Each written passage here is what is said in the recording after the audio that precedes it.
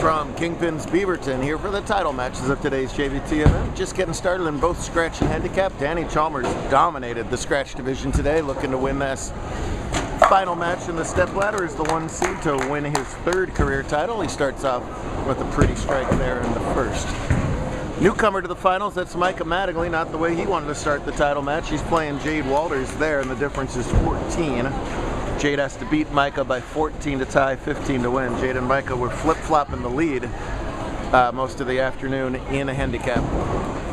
Danny's opponent is Mac Reese, looking to win his 1st career title. The up-and-coming stars in the scratch division. Been a lot of turnover this year, so a lot of new faces making the grade. Is that reactive he's throwing, by the way? A rare appearance by not a purple hammer from Mac, as he's throwing reactive and it nails the 1-3 pocket. We notice these things. Much better shot at the spare. It's first frame, so that's just as good as 9 spare, and certainly shakes off a lot of the nerves. Gutter ball is not the way to start your first title match. Qualifying's one thing, semifinals there's less people. Now it's simply you and the pins and me talking about you about 15 feet away. That's something you gotta get used to. Pulled on Bourbon Street, did not play that easy for Bourbon Street. Sometimes people just murder this batter, and that did not happen today. Reese looking to open with the double and will not. Mattingly working on the spare. That ball climbs all the way back up. 10 in the pit. Good turnout today in our first Oregon visit this season. Big thanks to Dalton and the whole team at both Kingpins locations. Just spectacular bowling centers. Busy bowling centers too, so we really appreciate them getting us in. Jade's been busy this stepladder. She just won the semifinal match over Dylan Lucas. We'll have that 7-pin to deal with as Reese goes cross lane to deal with his 6-10. No problems.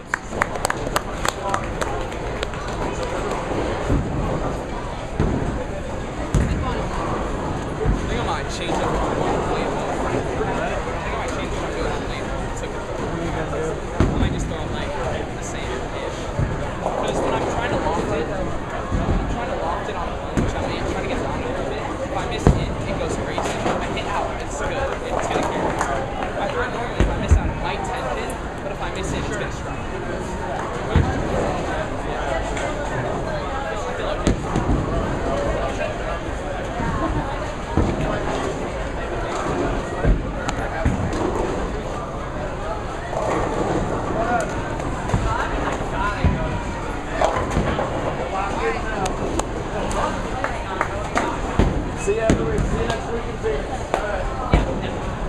See you 2 weeks in Denver. All right, deal. Dylan Lucas and Nick Carr, your 3rd place finishes in handicap with scratch, as Jade was clean until in the 3rd frame. A much more difficult spare attempt here, the 5-10 on the Brooklyn. This girl right here beat Jade in the girls' scratch title match a little earlier today.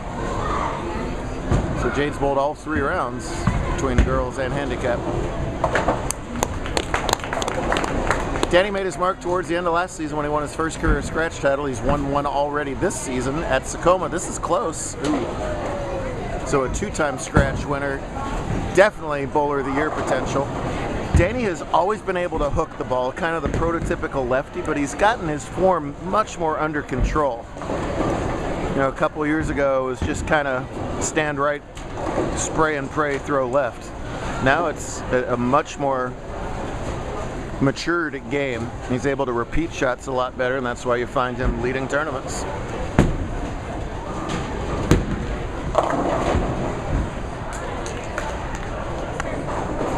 Plus a lot. Plus 322 for Danny today with his 8 games plus match play. Max second at plus 104, so 220 pin lead over 8 games. That is a ton. We rarely see that big a difference between first and second. So Mac getting a purple hammer thrown at him instead of the other way around. So that's unusual. Tough little cluster for Mattingly. He covers it nicely. Micah from a bowling family, of course. Big brother Mason plays in scratch. Mama Cindy bowls everything under the sun whenever she can, but she just gets to be mama today.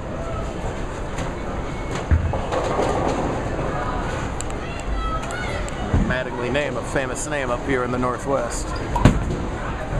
Spare working for Reese. Yes. Scatters that light hit. They remain even for 3. Big crowd sticking around on a Sunday afternoon.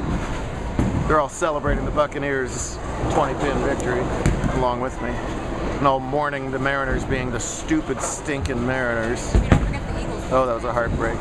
We don't care about the Eagles around here. The Eagles the only team good enough to beat my Bucks. They made us look stupid last Monday, but I think the Eagles are going to make a lot of teams look stupid this year. Tour rolls on to Phoenix next week, Denver 2 weeks, Vegas 3 weeks. We are all over the place in October. There it is.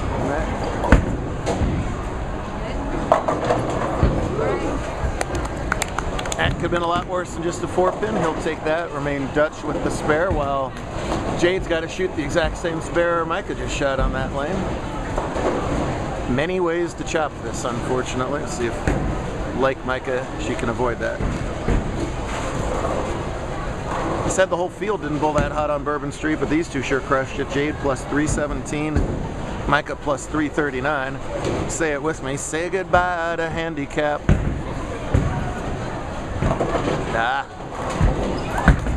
Open for Walters, no trouble at the 4-pin for Mac. That's easy pickings for him.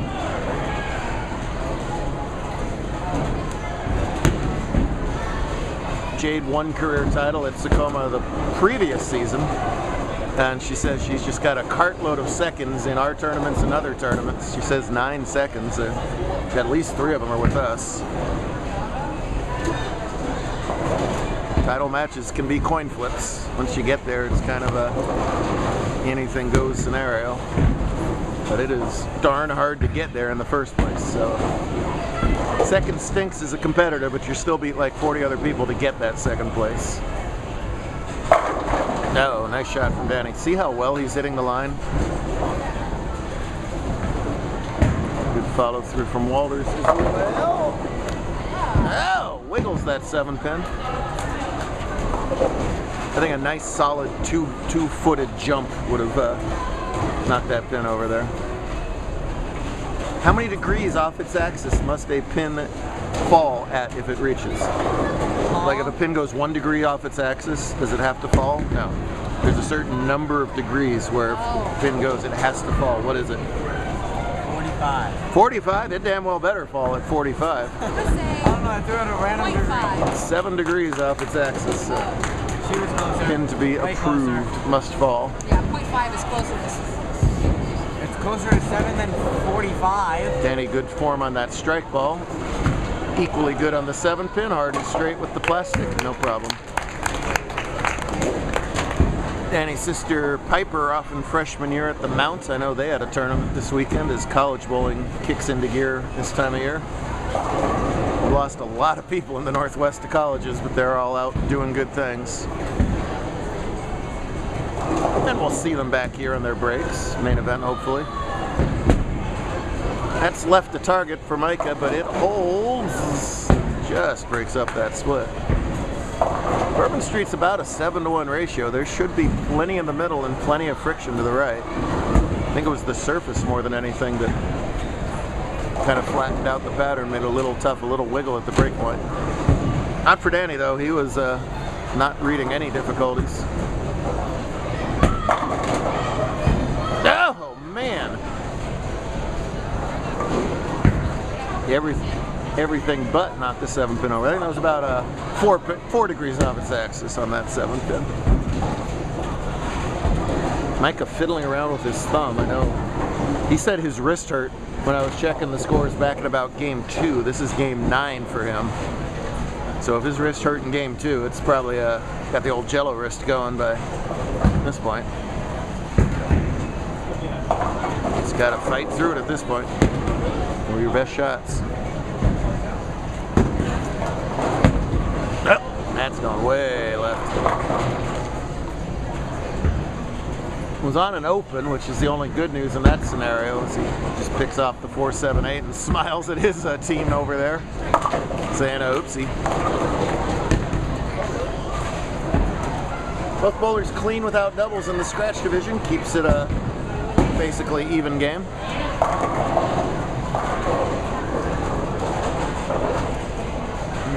That headbin got set back off spot when it was put back on here. That's a small thing, but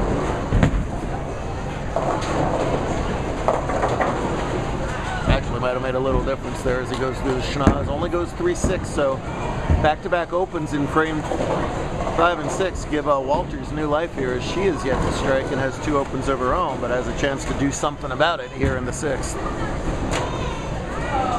Max career high, a 2nd place finish. My goodness. Rips that rack that leads to 7.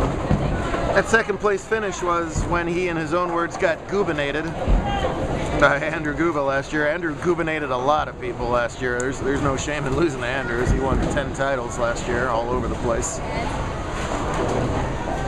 That is hard to do. We said enough of that and kicked him out. I heard he just signed with, I think, Motive. Good for him. Whoever he signed with, good for him. Now that ball does not get there for Walters again, having trouble getting that ball left enough. So right when she had a big opportunity, she throws the open right back. She trails by 15 and has to make up 14 more after that. Now only has 4 frames to do it in. Trouble.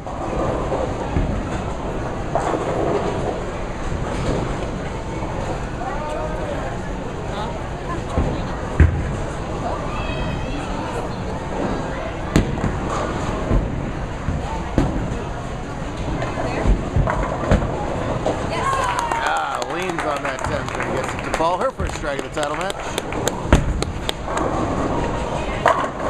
Boy. Both bowlers throwing pretty good shots over there on the scratch division, and neither bowler getting any carry right now. Ripping 7 followed by a ripping 10 for Reese.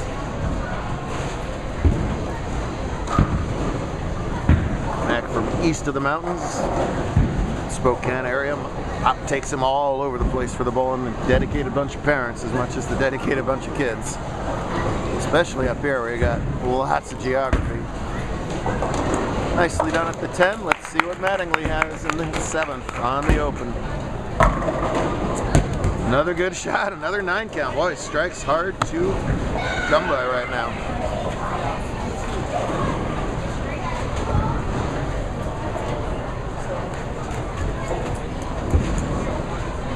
U17 already over. Danny beat Mac for that. They played each other in match play, so that counted as a U17 game. Micah not happy with himself for that, as they are trading mistakes right now in the handicap division.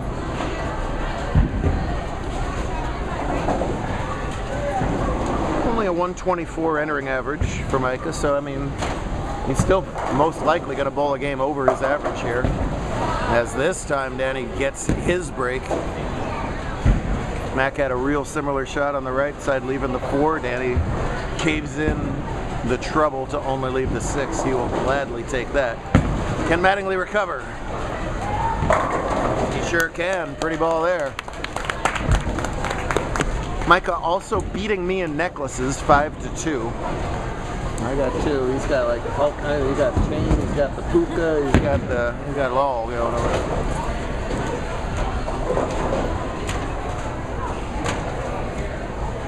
Now we're gonna get Jade up first here while Danny shoots that 6-pin. Will probably be off camera. That's gonna go way high. Oh, and she trips out the 4. What a break for Walters. No trouble at all for Danny.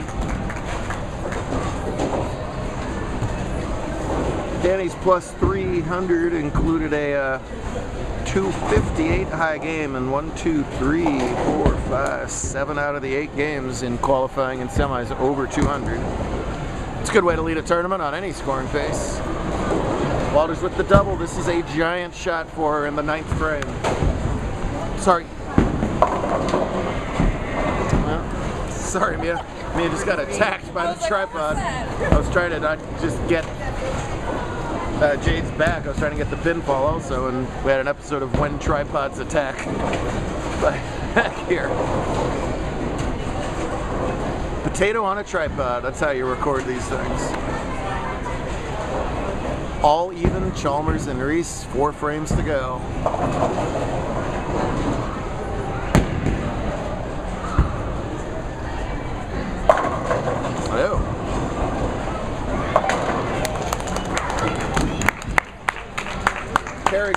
bad to worse is that one looked pretty good from Danny and leaves the fast 8 instead.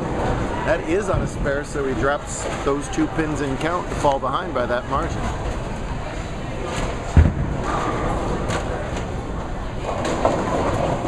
Three and a half frames will tell the story in both divisions. Mattingly trails by 4 but gets 14. And he's working on a strike right here in the 9th. Oh man! None of these 4 can buy good carry right now, as that was real good.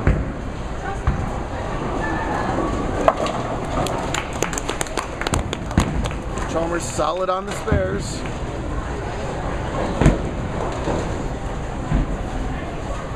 Tough corner pin for the lower average Micah here. Hardest skill to learn, especially when you're a younger 2-hander. That really makes it hard, and he's not going to get it there. If I had a kid who was a 2-hander, I would teach them to thumb in for their corner pins.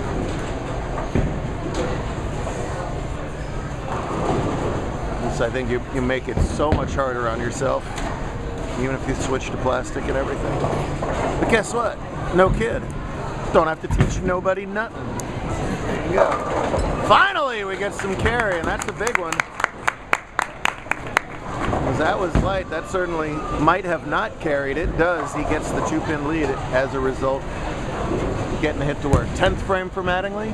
Trails by 15, which makes it a dead even match. And now he'll have to deal with the ugly 310. I hate 310s. Going right through it. Hate 310s. So many. And it shouldn't be that hard. But Right? And somehow I go through both. Almost slide by, chop it off, go right between the dang thing. It's Right. just a... Like when you go right between, you Grease think in the you're egg. gonna make it and And instead, he nails it perfectly. Mom like that over to the side. She's like, all right, bonus. Fill ball vitally important here. It's a 14-pin handicap difference. He trails by 16. So that spare from Micah made it Jade mark. It's a matter of how much count Jade will need with her mark, pending what Micah does, and Danny's going to let him finish out here. So Danny gets a little extra focus time.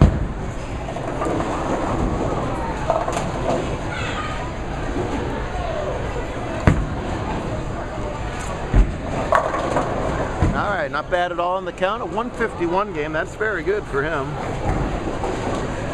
So Jade needs 166 to win. She gets that with an 18 count here in the 10th. Oh man, and now it's Danny's turn for a break. Well, I'm pounding the 1-2 pocket. It's not working, so I'll try a Brooklyn side. Works for him. He holds the count and trails by 12. Can cut it to 2 if he can strike in his 9th frame. Jade is sick of second places. We all know that.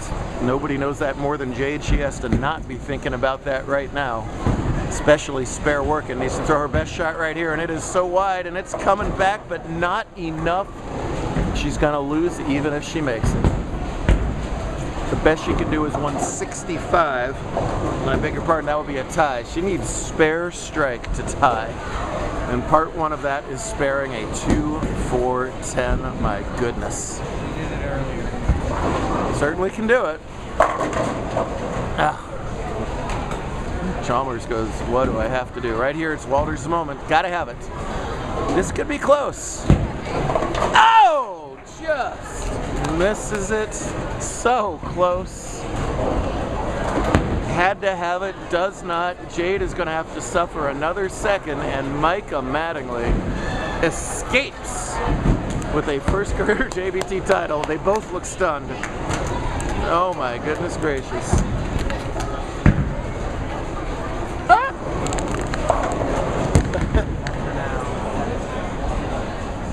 He's stunned over there. All he's doing is hugging Mama.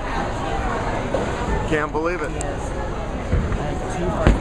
Chalmers with another test here to pick up that wicked solid 7. Hang on. Ball! No! Oh, his spare shooting has been so solid in this match. bringing 7 was debilitating, and missing it, well, the picture tells the own story. He is mad at himself, and I don't blame him. Well, Reese, a golden opportunity to win his first career title here. The best Danny can do is 194 max spare strikes for 2-0. So keep it clean, and you're in the winner's circle. Throwing reactive.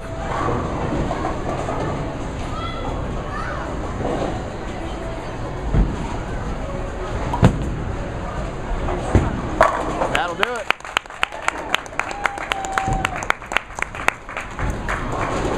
Mac is an interesting kid, great personality. He's got jokes for days. He was not shy at all. I remember his very first tournament, he was coming in here joking and laughing and just being a lot of fun, and his dad to have a tournament. So it's going to be a lot of smiles on the trip back to Spokane tonight. It will be with me, the biggest plaque I have in the building in tow.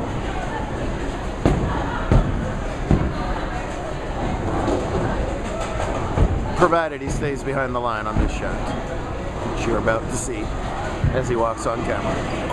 Behind the line, that's the winner. That's going to be a 4-bagger anyway. Yep. Yep. Relief all over his face. Dejection all over Danny's face, but these two are going to be factors all season long. You might well see them in additional title matches. I know. There's the happy man. I knew he was around there somewhere, getting that on camera.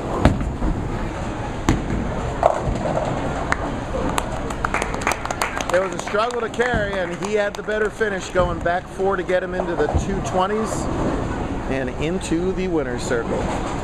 Great stuff all weekend here in the Portland area. We will see you guys in the Phoenix area in about 6 days to start it all over again. 26 winner.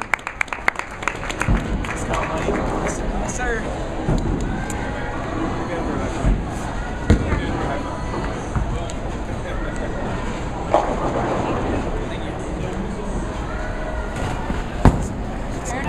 Well, for Danny, I would say 7 excellent shots, 2 pretty decent shots. Just the 9th frame tells the story. Couldn't be any easier to show than that. I'm not a betting man. I will bet you $5 zillion he strikes on this ball. Because that's how. Yeah, $5 bazillion fake dollars. Oh, fake dollars. Because that's bowling, right? You always strike on the fill ball after a bad game, Jeff, right? the Max won this weekend. Both the Max. It was a Max sweep, wasn't it? Yep. Yes, sir. McCarthy and That's right. Corinne yesterday or Reese today. Guaranteed. Oh, someone should have taken that $5 zillion fake dollar bet. That's it. Good stuff here. We'll see you up in the Northwest in about a month to do it again. Here's our winner.